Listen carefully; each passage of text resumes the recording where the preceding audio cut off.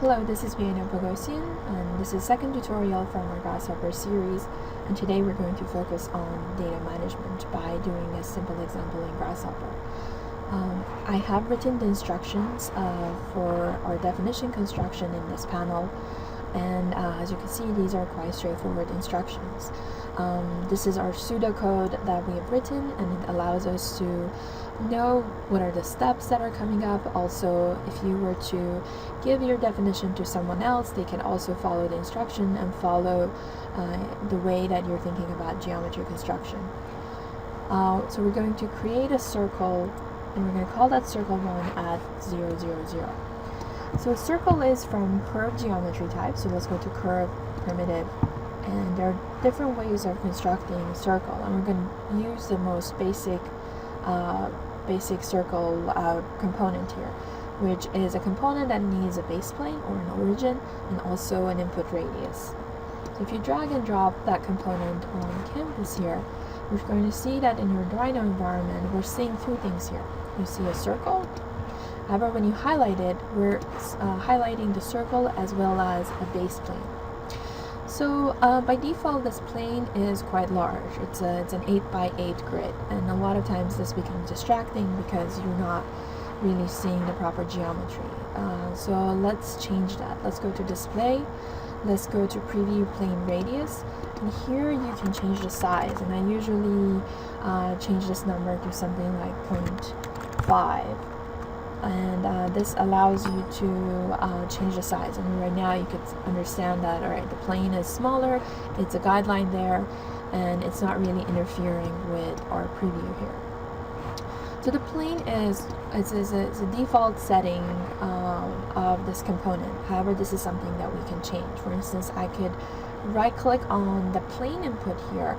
So by default, this is set to world XY plane. If I right click here, if I tell it to set one plane, you could see that we have option to set this up in Rhino environment. Also up here in command line, we can change it to, for instance, from world XY to world YZ. And now the direction of the plane is changing.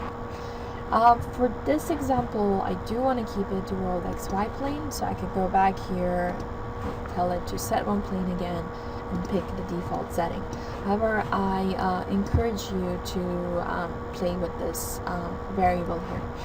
Another way that we can start to work with the planes is by referencing a point, and that could replace this base plane. So we can a lot of times use points that are either referenced or created in Grasshopper to then use as origin of our geometry or the base plane of the geometry. So in this case, I'm going to construct a point in Rhino, and let's reference it. Let's go to params, use an empty geometry container, in this case point. I'm going to right click, tell it to set one point. So that's a point that now I can move in Rhino environment. I'm going to replace that as my base plane. So the difference is that you see that the plane preview is changing, and right now we're only seeing the base point. So this could be a flexible way that you can start to play with your planes in Grasshopper. I'm just going to move this point to 0, 0, 0.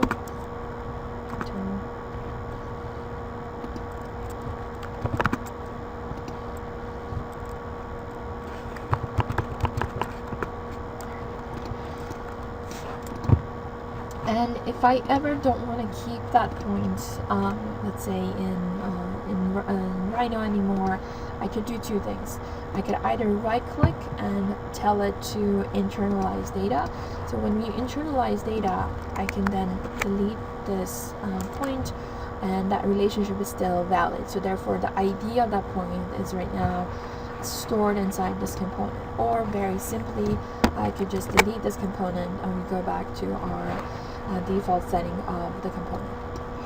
So we also have a radius option here that we can start to change. So by default, this radius is set to 1. I could change it. Let's double click on canvas here. Let's set a slider that starts from, well, we don't want it to start from 0 because 0 radius means no circle. We can start from 0.1, less than, and I want it to stop on 2. less than, I want the end of my domain, the maximum to be 5. Enter. So right now we have a slider that could change the radius of the circle. So I'm going to group these two components together, Control G. I'm going to call this circle 1. Okay, so that's our step 1. Step 2, make circle 2 by copying and scaling circle 1. So I don't know where to find the copy component. I'm going to double click on canvas and I'm going to look for copy, but it seems like there is no copy component. So copying is a very common operation when we're in Rhino environment, but it doesn't exist in Grasshopper. So from our last week, you should start to see that in Grasshopper we're creating a continuous system that allows us to construct geometry.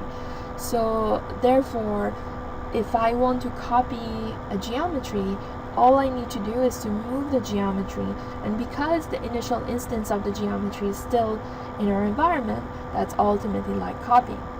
But in Rhino, there's a very big difference between moving and copying. When you move, the initial geometry doesn't exist, right? It's moving with you. But when you copy, you're leaving the initial geometry and you're creating instances. So in Grasshopper, ultimately, there is no difference between moving and copying, because when you move geometry, you're still leaving the original geometry behind. So ultimately, in this case, if we want to follow our step 2, which is make circle 2 by copying and scaling, we ultimately need to say that make circle 2 by moving.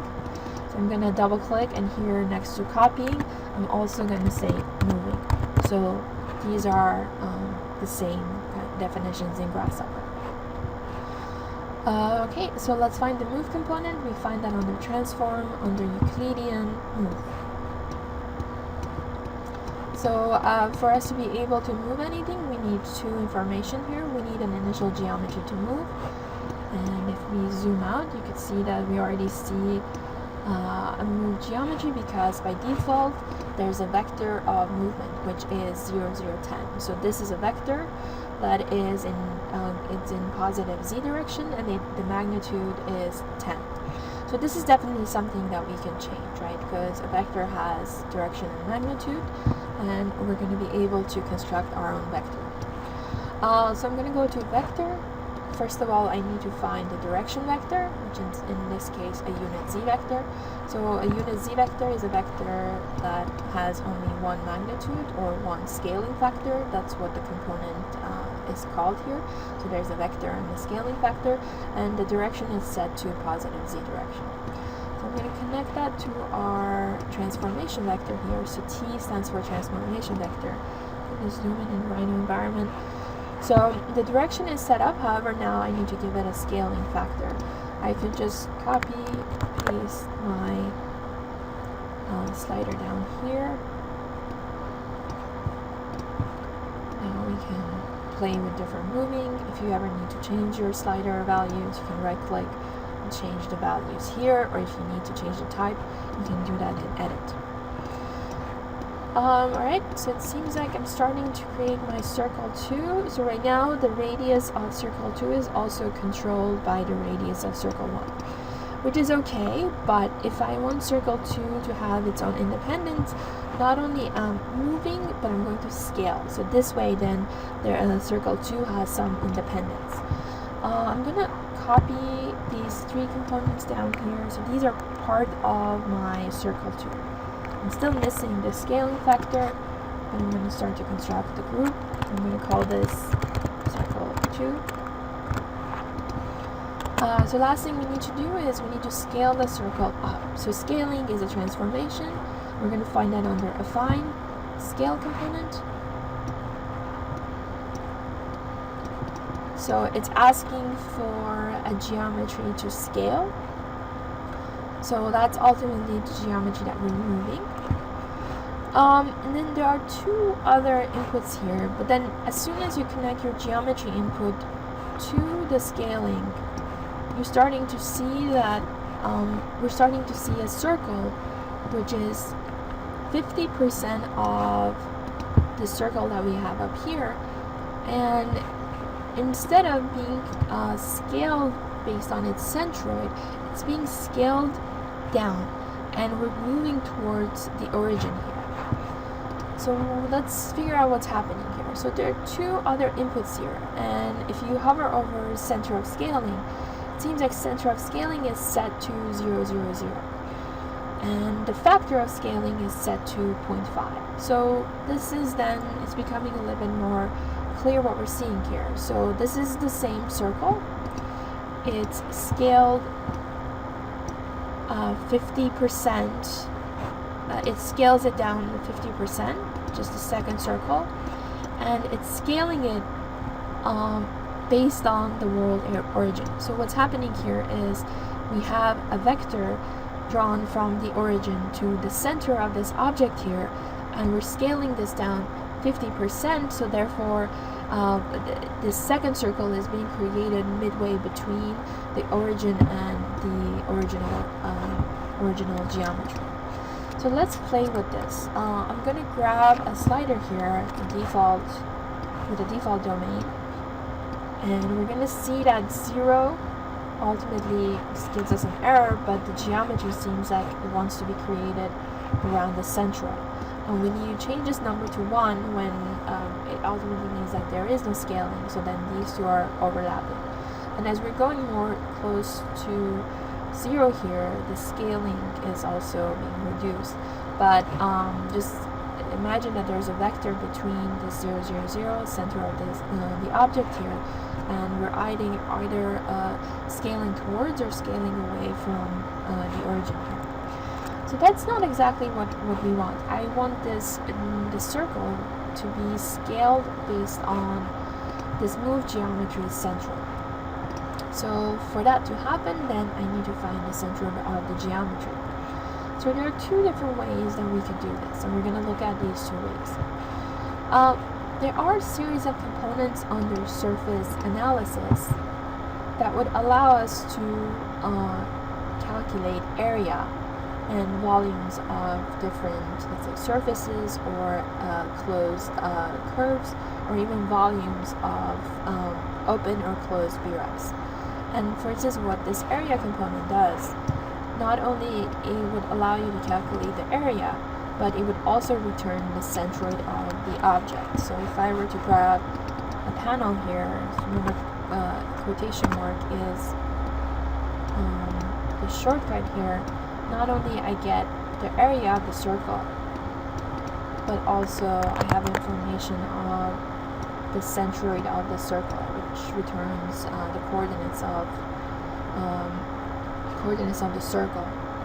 So what I could do is then I could replace the center of scaling with the centroid of the circle, and this way my scaling is happening around this center.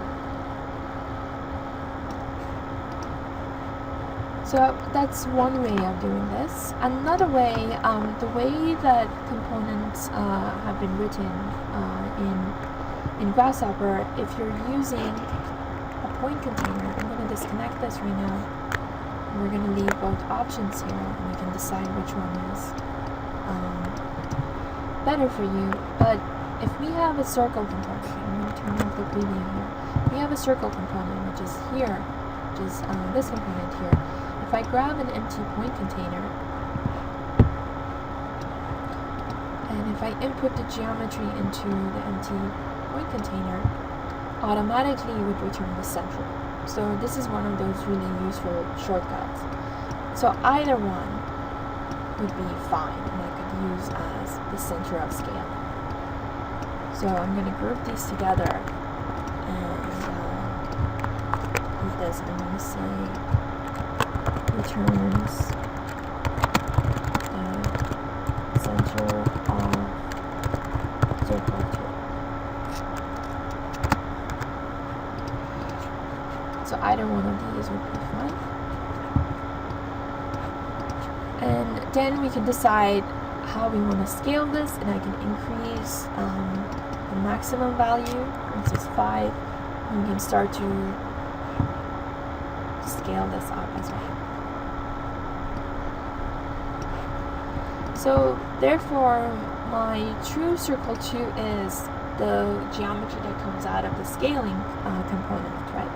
So I'm going to turn off the geometry that we're getting out of moving, and I'm going to then ultimately group all these components together,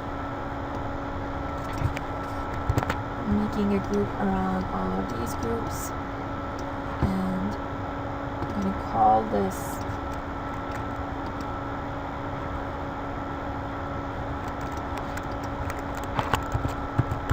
circle 2. Because I have another circle 2 here, I could get rid of that. Just to make this more legible in terms of what circle 1 and circle 2, I could right click and change the color of this group. Something different. And this way there's less confusion between circle 1 and circle 2. Okay, so the next step is dividing circle 1 and circle 2 into equal parts. So with any type of dividing, because we're dividing curves, we're going to find that under curve division, and then we have different ways of dividing. And in this case, I want to divide them into equal segments, so we're going to use this divide curve component. But before doing so, you always want to read what the description tells you, because you're going to learn a lot by just going over different components here. So we're going to use this divide curve component, and I'm going to input circle 1. We're going to see that by default, this component, the divide curve component, has it has this 10 default value, so it's dividing the circumference to 10 segments. So definitely this is something that we can change. So I'm going to make a slider 1 less than 20, and I can play with this number. And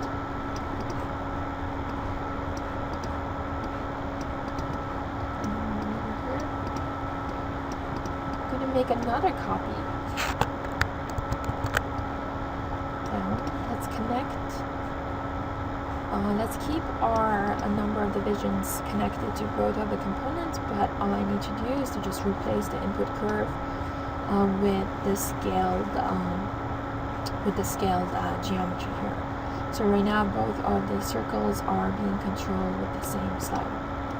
At this point, let's go back and turn off any other extra component, which is the centroid in this case. And I'm going to group this, I'm going to call this divide circle 1, the second one.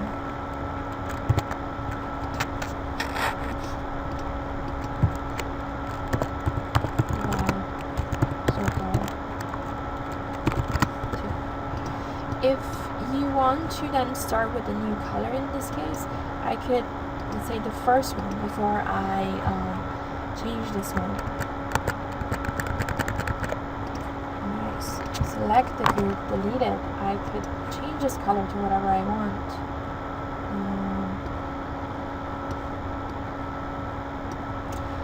And then I can make this color default color by telling it here that make default color. The next time that I group something, it's going to have the same color. So then my divisions have the same color. I'm going to call this divide circle 2. Okay, and I can then group them all together. This is going to be this one large group. And remember, if you right click, we have different grouping options. So if you then also double click, we can start to go through different grouping options. This is all just personal preference. Now let's look at each of our outputs from our divide curve component. I reduced the number of divisions to 3, so we are not looking at a very long list. So the first one is coming out of the P output here, and P often it's our point information here, so P stands for points, but you always want to check this because sometimes P could also be asking or producing planes. So as you're getting more familiar with Grasshopper, you are going to know the inputs and outputs associated with each component, but I highly suggest checking before you start to connect components together. So these are the coordinates of the points that we're producing on the circles. The second output here is the tangent vectors that we're producing on our curve here. So what do these mean? If I were to produce a circle in Rhino environment, and if I type the command dir for direction, you would see this white arrows that are starting to appear on our curve. And whether we're looking at a circle or if we're looking at a freeform curve, the tangent vectors are always sitting on our curves, and they're always going parallel with the direction of the curves.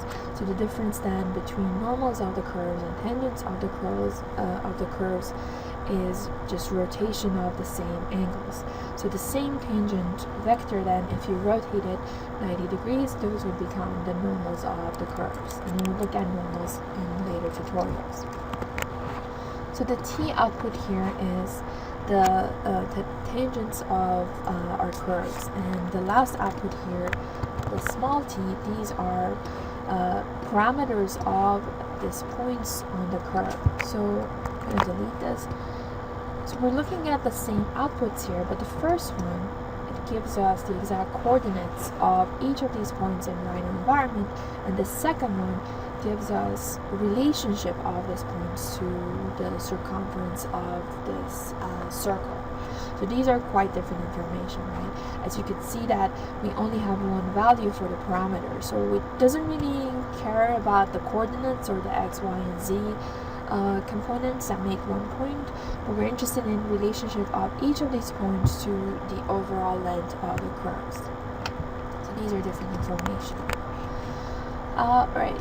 So the next step here, if we go back to our instructions here, we're going to start to draw lines between both of these circles.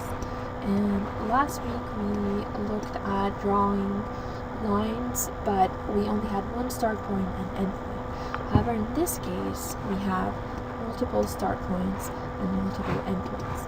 So what's really important to note about Grasshopper is that one of the actions that we tell our components to do, for instance drawing a line, it doesn't really care how many times it needs to repeat it. It's going to repeat as long as all the elements of the list have been part of this command. So let's look at what that means. So if I want to draw a line, what I have here is I have my start point and I have my end point. So let's find our line component first. So let's go to curve, primitive, grab a line component that needs a start point and an end point. So it tells me that it's going to create a line between 2 points.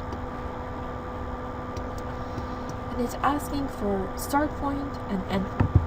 So for the sake of this demonstration here, I'm going to reduce this number down to 1. So right now we only have one division, meaning 1 point on this curve. So I'm going to copy this panel down here, so this way we're looking at both our lists.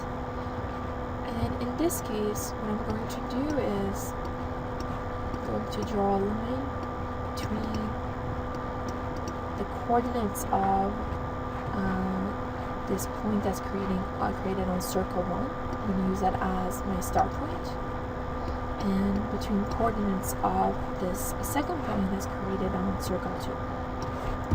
So immediately we have our line, and we're starting to see that we have our connections, and whether I go directly from the component or I use the panel, it really isn't going to matter, right? So we're using panels in this case just to demonstrate what is inside our list. And I'm going to start to now increase number of division, and as soon as I change the number to a number higher than 1, we're starting to see these double lines that are starting to appear. So Grasshopper is a very visual program, and it allows us to construct these visual relationships, and therefore the fact that the wires are changing here, it tells us that something else is happening. Well, all we're doing is we're changing number of divisions, which then gives us more than one element in our lists. So pay attention here. When you have only one item inside your list, your wire is a single line here. As soon as you start to have more than one item in your list, the wire turns to double line here. So these type of wires, they're called fancy wires.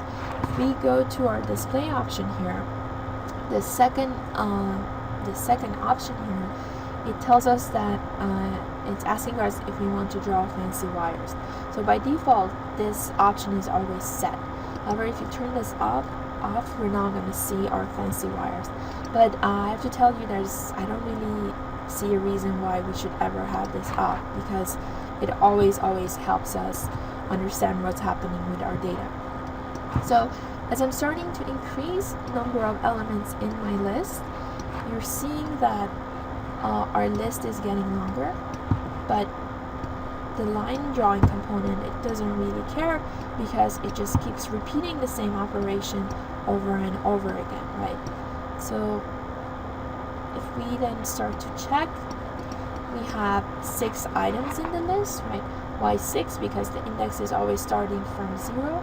So whatever the last number is that you're seeing, you always want to add 1. So these are our index numbers. These are the content inside the list. And this is the path of our items inside the list. And we're going to look at later on what this path means.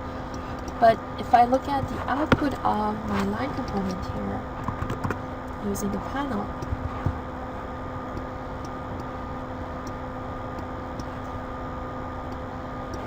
we're starting to see that we have 6 inputs as our starting point, 6 inputs as our endpoint, and we have 6 outputs here.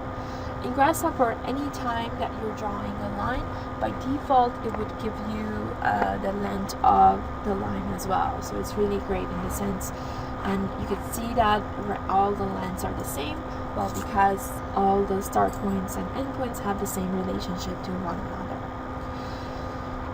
Alright, so we're starting to create this parametric relationship, and as you can imagine, it really doesn't matter how many we start to change here, the relationship stays the same.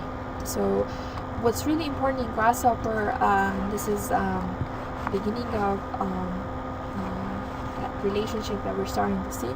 You always want to make sure that your number of inputs are equal to your number of outputs, because a lot of times if they don't match, that means that something is not being right. So I always change by hovering over your inputs and outputs. You always want to make sure that step by step your data is being processed correctly. Right. So next thing we're going to do is we're going to look at that's the last step here. If I go back to the instructions here, for the last step we're going to look at how to shift the pattern of lines.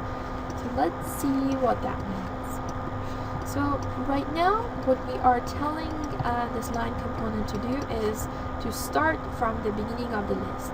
So it takes index 0 and it draws a line between itself and the other index 0, index 1, so forth. But what if I want to construct relationships that are more complex? What if I want to say that instead of connecting to the one right above you, start to connect to the one that's the neighbor of the point above you? So for instance, instead of connecting to this one up here, I'm going to connect it to the one here. So we're going to start to create this diagonal relationships. Before we do that, I want us to start to visualize and understand how the points that we're seeing here, it relates to the list that we're seeing here. So because what we have here is a list of points, let's go back to our point menu here. So let's go back to vector, our point list here, and we're going to use a component called point list. At this point, it gets a little bit crowded, so I'm going to try to minimize what we have. So this point list is very much similar to our custom preview option. So in the sense that it only takes inputs and it only allows us to visualize certain relationship. It's not going to return any data because, as we know, any component that returns data, it also has these output components and the output groups. So we're looking at this bottom circle here, and I'm going to connect the point list directly to the point list visualization component, which is the one that we're seeing here. And for sake of organization here, I'm going to disconnect this, and right now I just want to focus on what we're seeing here. So I'm connecting this list of points into this point visualization component. If we zoom in here, we can see that something happened here, but I cannot really see the specifics yet. The reason for that is that this component is starting to show the order in which these points have been created, but right now the size of these numbers and these relationships are very, very small. So this point list component, or the point preview component, it has 4 inputs. The first one is the list of points. The last one is the size of this text that it wants to display. So by default, this is set to a very, very small number.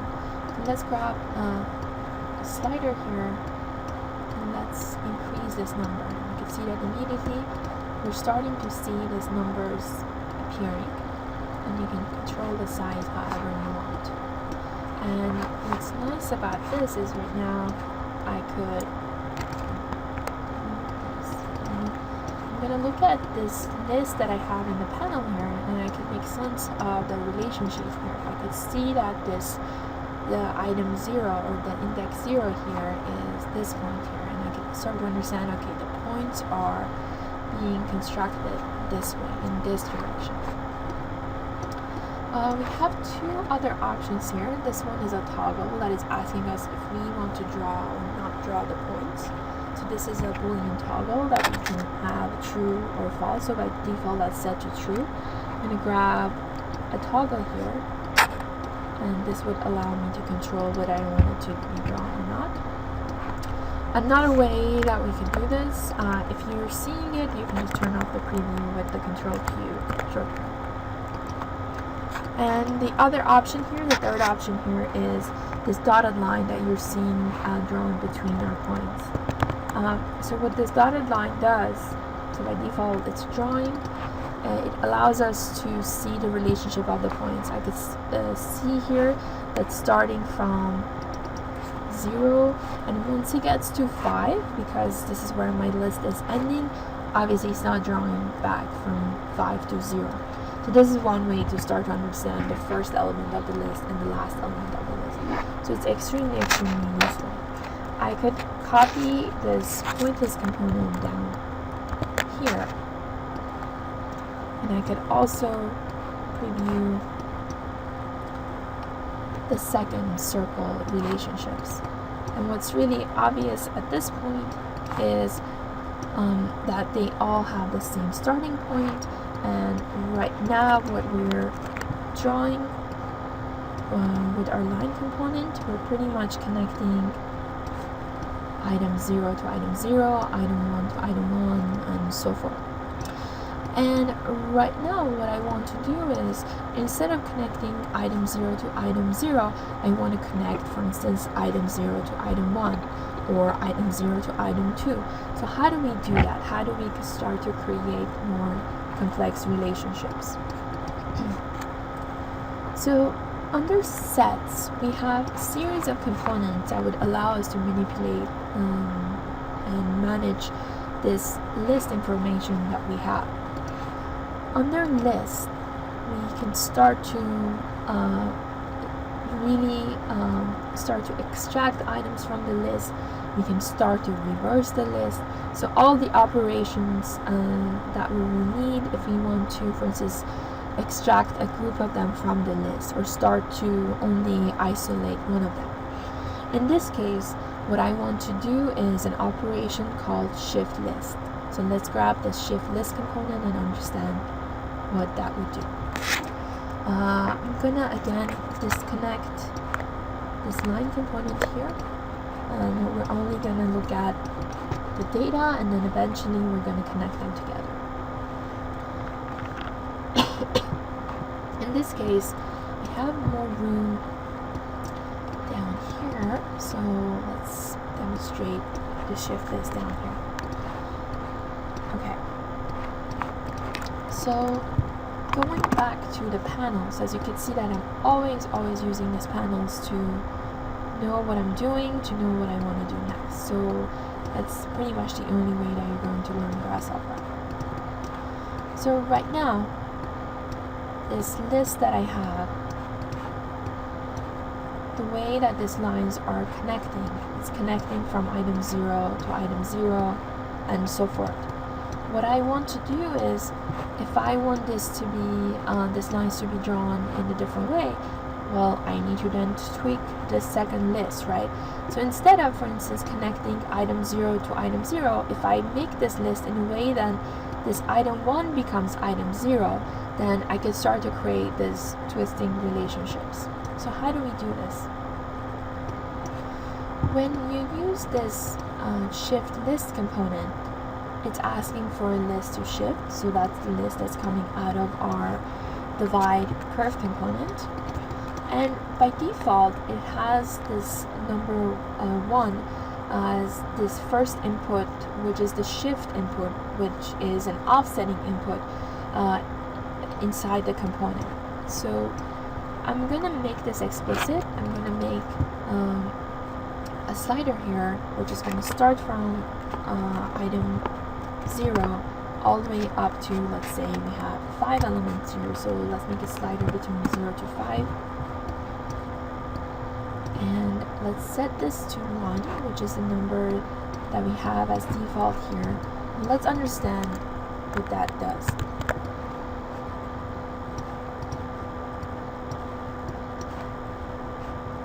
So when you shift your list by one value,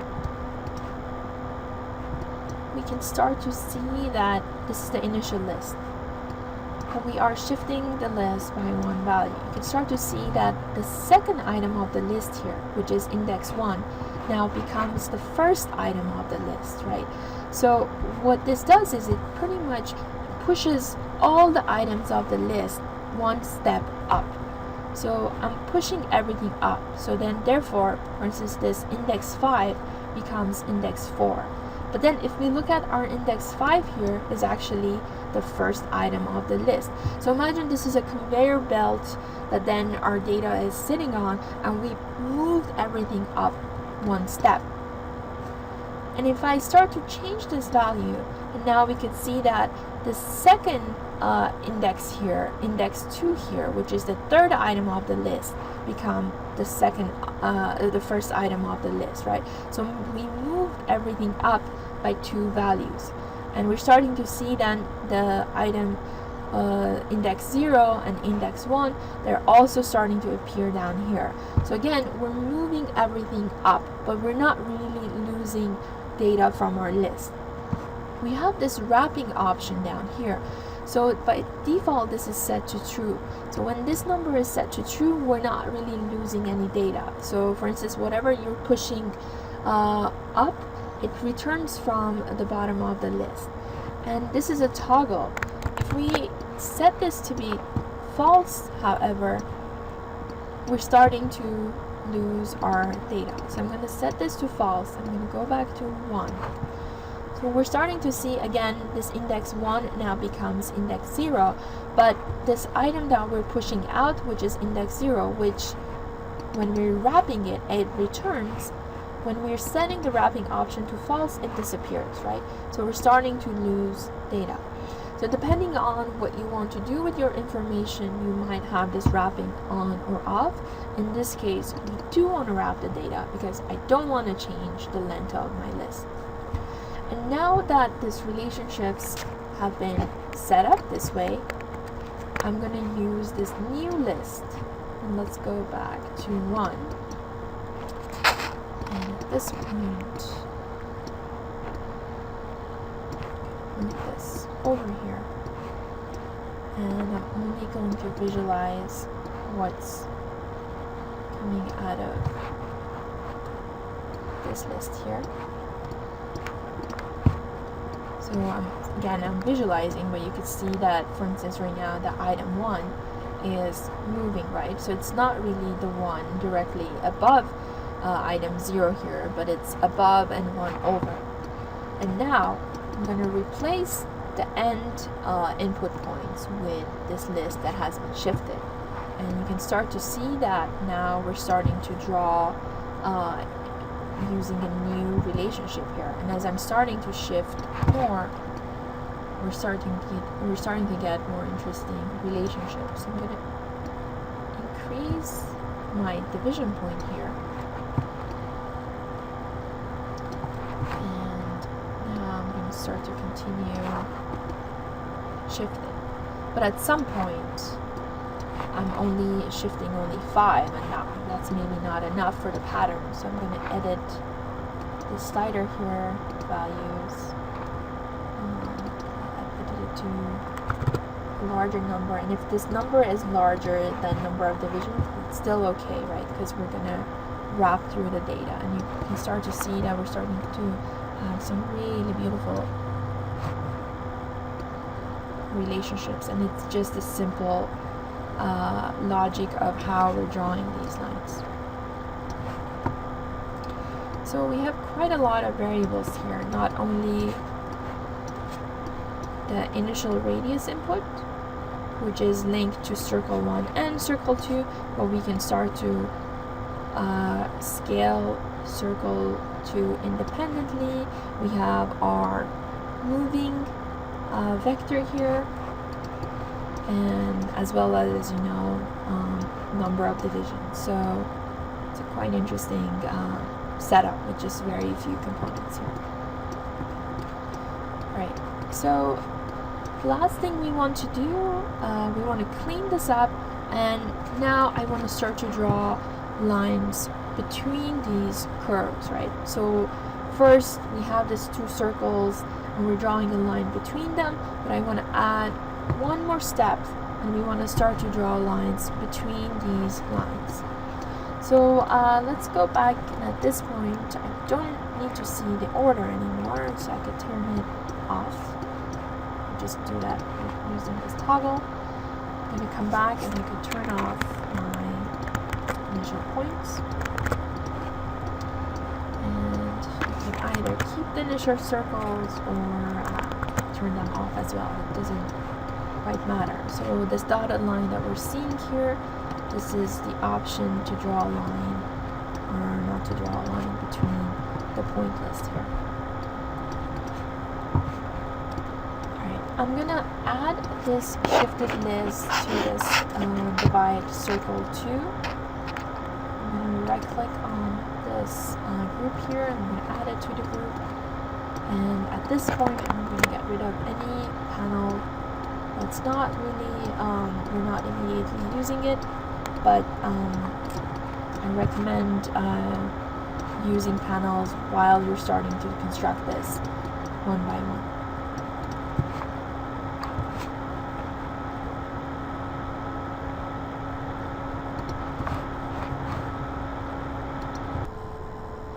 Now we're going to take the lines that we've created, the straight lines between beginning and end of these 2 circles.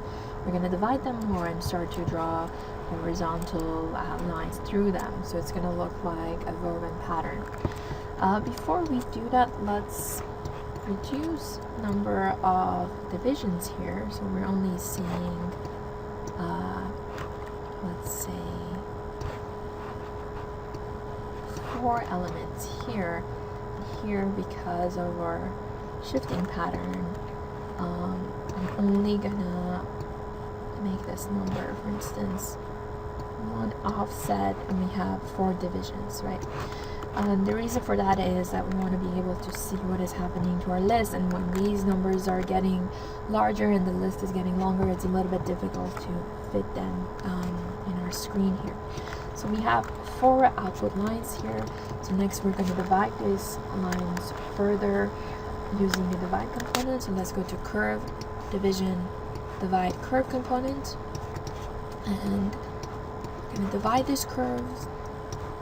We can change number of divisions, 1 less than, let's say, 15, but just to demonstrate what we're doing first, let's keep this number to a low number, for instance 3, and now we can only look at a small sample of this.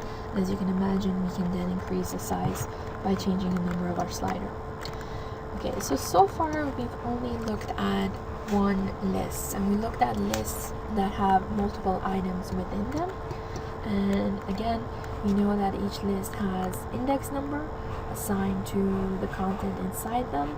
It could contain different types of content. It could have points, lines, even data that we input, and also we have a path associated with the list. So what is this path? The path is the address that we're going to use later on to then, if we need to, for instance, address this index 2 within this list, if I call this path, if I call the index, then I could access this very specific item here. So as soon as we start to take these lines and we start to divide them into many segments, we're starting to see something new in Grasshopper. So first of all, our fancy wires are starting to change. So in our case, we're going from single line. So single line is only when we have one item in a list. We're going to double lines. Double lines is when we have, just like here, many items, but it's inside one list. And now we're starting to look at a new type of panels here and a new type of fancy wires.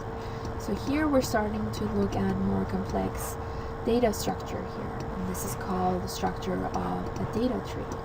So the reason that the data in Grasshopper is referred to as data trees, because graphically it does look like a tree. How do we know that? So far we've used panels to see what is inside our components. However, there's another very useful component under params, under utility, called Param Viewer. So what Param Viewer does, as you can see, is quite similar to a panel here. It allows us to read the structure of the data that we're constructing. So it tells me that right now I have 4 branches and I have 4 items on each branch. So these are my different branches, and interesting enough, if you look at these numbers, these are matching this path information that we have above each of these lists. So ultimately, what we're seeing in this panel, which is a new type of panel, these are multiple lists inside one list. So what a data tree is a list within lists. I'm going to copy this Param Viewer over, and we're going to look at what we had before, which is our 4 lines that we're constructing, right?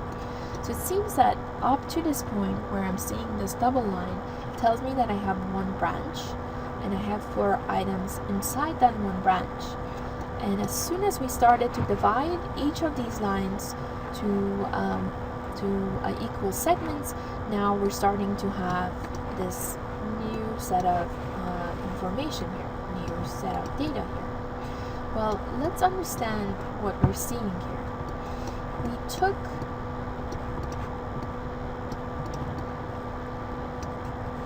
our lines here. How were our lines constructed? Remember, we had a starting circle, an end circle, then we have one singular list for all the points that are coming from circle 1, another list that's coming from circle 2, right? Then we drew these lines between them.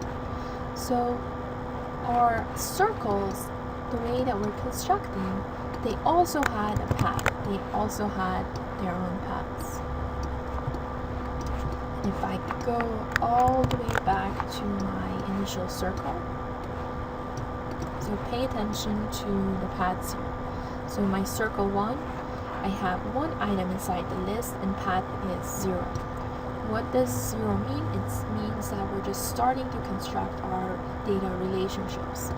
And the same information also applies to the second circle that we constructed. Even though we moved the same circle, we scaled it, but we didn't do anything to the circle information. We still were dealing with one circle. As soon as we start to divide this circle into different segments, we're starting to add one more number to our path here. And the way that these numbers are starting to add up, so I have a number 4 here, right? I'm telling it to have this 4 segments here.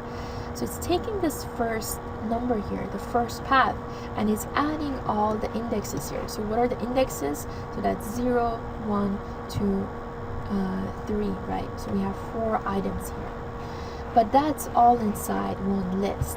But what's happening is that we're adding one more to our addresses. So imagine if you are living within a city, to be able to access your apartment, we need to have information of the country, of the city, of the area, which is the zip code, then the street, then apartment number, all of that, right? So we need all of that information to be able to access you. So in this case, we are 2 layers in. And what do these layers represent? If I grab a param viewer, I'm copy pasting it and I'm moving it all the way here.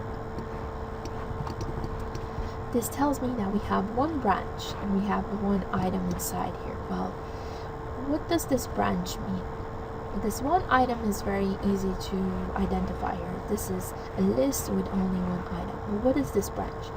If I double click on my param viewer here, now I'm starting to see a graphical representation of what this number indicates. So what this is, imagine this is a tree that only has a trunk, right? So it only has a trunk and no branches yet. However, when I'm doing more operations to this, meaning when I'm dividing it to multiple segments, it tells me that right now we are 2 layers in, right? We took that initial circle and we did more operation to this. So it's not the raw data that it was before, but right now it has more information. So now you're seeing that we are 2 layers in. So all of these layers, these are ultimately this path number that we're seeing here. I double click back here, it tells me that we still have one branch, but we have 4 items inside the branch. Here we have one branch, one item. Here it's the same branch, but we are 2 layers in and we have 4 items inside the branch. When I draw the lines, the structure of the list doesn't really change that much. We still have 4 items here, but the only thing is that we're adding one more to our address, right? It's not the same points. We're taking those points and we're constructing something new using the points. So therefore, we're adding one more number to our path. So we are right now, right, double click over param viewer here. We are 3 layers in, and you can zoom in on this param viewer and you can see that these paths are starting to be constructed. However, as soon as I'm dividing those lines into new or more segments, when my wire is starting to change, what happens is that that same path that we have here, that's 0, 0, 0, right now that number is used, and number of times that I want this action to be repeated, it seems that that number is added to the path here. So I'm dividing these lines into 4 segments. So in this case, that would be very similar to the divisions that we're doing here, right? Each segment becomes its own index number.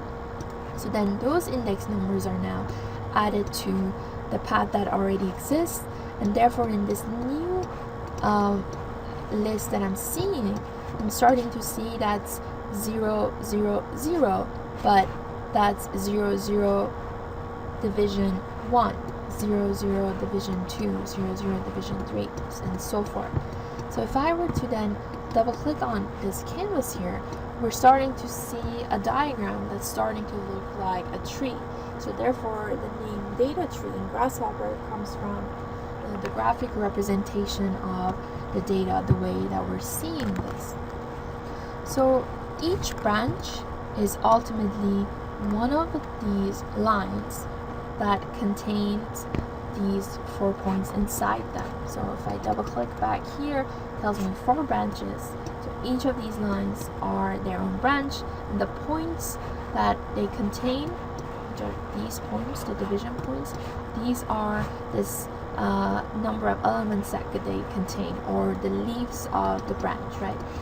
If you look at the graphic representation, so it tells us that we're 4 layers in. So these are these 4 layers that we're seeing, and we're starting to see how many branches we have, but there's no way to really see how many items each list has. But if you click back, it tells us that each branch has 4 items on it. Keep in mind that these data trees are the most complex part of Grasshopper, so it's a little bit abstract in the beginning, but hopefully by looking at this video over and over again, and next week you will be able to understand the concept.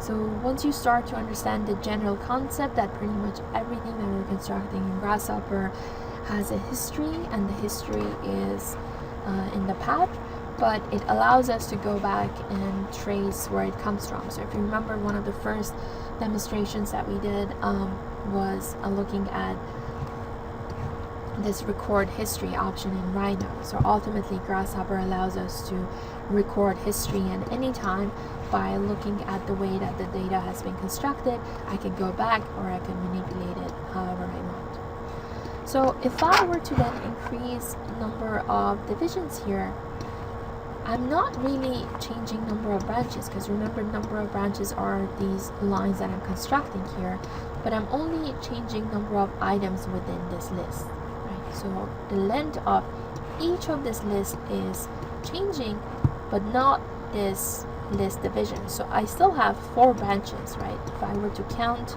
1 branch, 2 branch, 3 branches, and 4 branches, but what I'm changing is items within this sub list here, right? But if I were to go back and change the number of divisions of each of the circles, then if we come back here, we're going to see that right now we have more branches. So graphically, it's quite interesting how the data is starting to change. So you can see that as we're starting to change our number of divisions, our branches are starting to change. Alright, I'm gonna go back and reduce a number of elements. So let's go back to 2 divisions, and same here.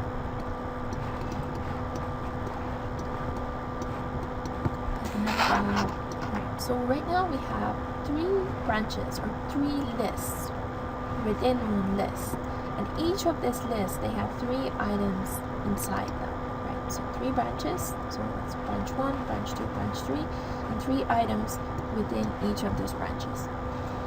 So the way that I want to then draw lines again is not by going through each of these lists, but by drawing a line through all the 0 indexes, and all the 1 indexes, and all the 2 indexes. How can we start to visualize this again? I'm going to copy paste this pointless component all the way down here. Sorry, I know it's getting crowded. And I'm going to input all the points as a point list here. I'm going to tell it to show. You can start to see that all the 0 items, then all the 1 items, and all the 2 items. So let's see how we can start to do that. Well, what if I just try the list the way it is? Let's see what happens. Actually, I'm gonna add one more so we're seeing the difference between number of branches and number of items. So what I'm gonna do is I'm just gonna use an interpolate curve. So let's go to curve, spline, interpolate curve, and I'm gonna see what happens if I input the list the way it is, and let's see what happens. So input all the P's into the V's. So what are the V's? Vertices, or the V input, it ultimately is asking for points. So the difference between point and let's say points or vertices, it's pretty much the same thing. A point could stand on its own, but for you to construct geometry, the points that you need, they're called vertices. So a vertices are points that are used to construct geometry. But if you look at the icon, they're the same thing. So if I input all the points as the vertex input here, we are doing something. I'm gonna move this point list down here, but I cannot see it. The reason for that is that I'm going to turn off the lines here. Right now, what this component does, what this interpolated component does, it just goes through the list. So it starts to draw a line between 0, 1, 2, and 3, right? So ultimately what I have is, again, quite similar to what we had before. So I'm redrawing over the line that I have, but that's not what I want. But it seems that for us to be able to draw a line, we ultimately need to be able to arrange our data in a list. So this component doesn't care how I want to draw it, all it cares is how my data has been arranged.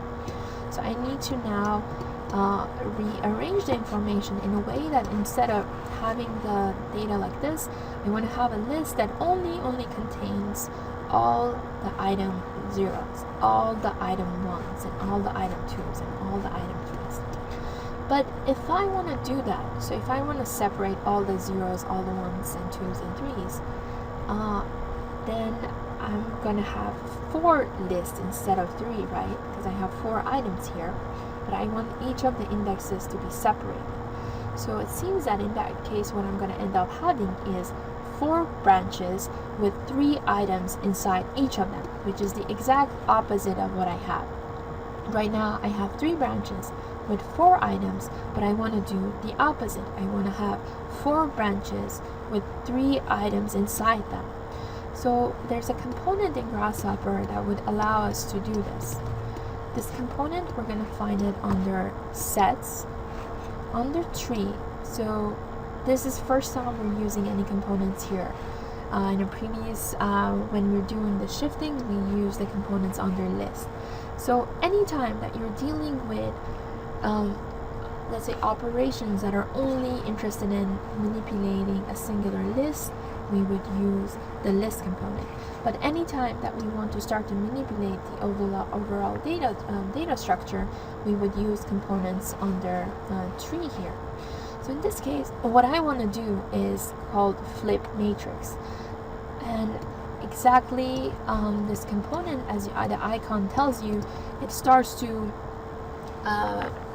completely flip the relationship.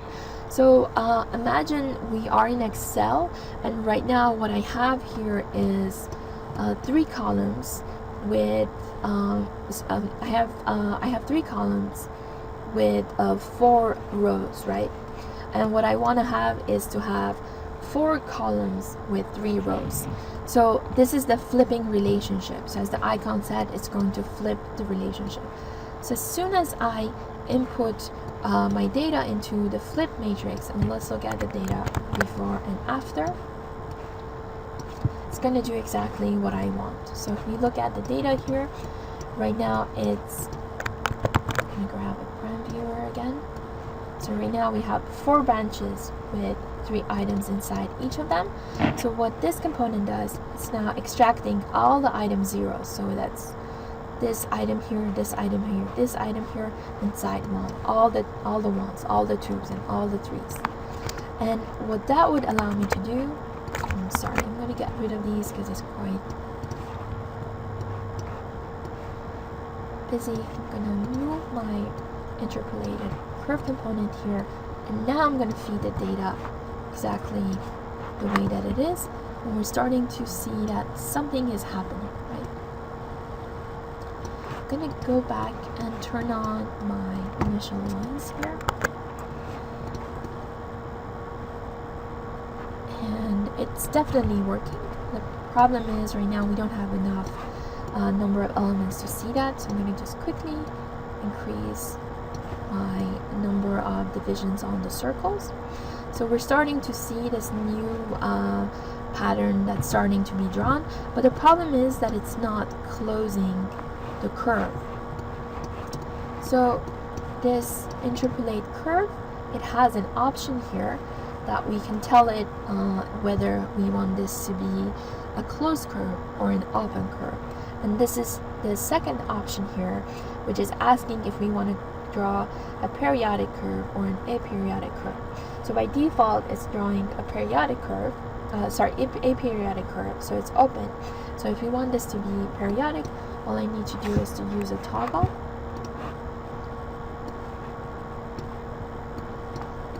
And now it becomes a closed curve. At this point, I'm going to do some cleanup here. And I'm going to delete these just to be able to make it a little bit tighter and also fit it on the screen here. And I'm going to increase the number of divisions. And at the same time, I can play with the shifting option here. And you can start to see that now we have quite a lot of variables that we're playing with, right?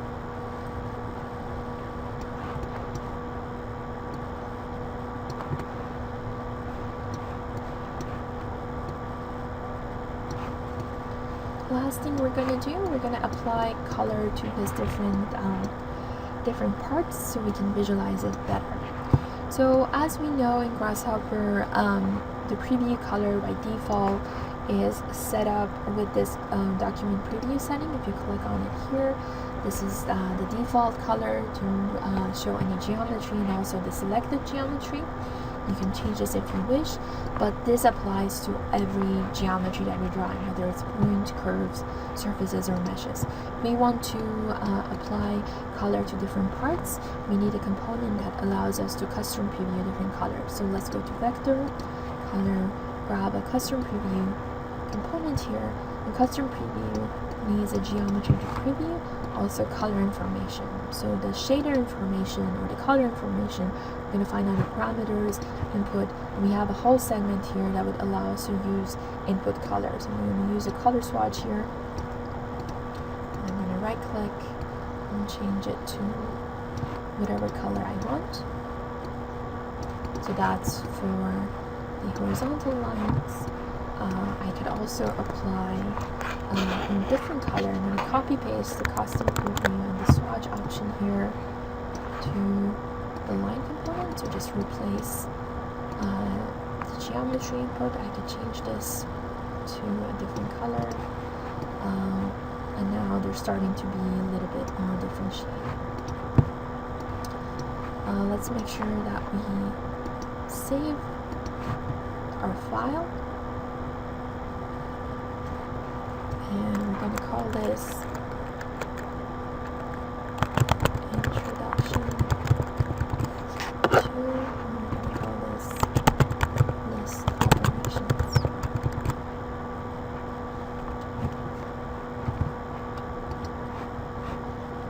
Thank you for watching the video, and I will see you guys next time.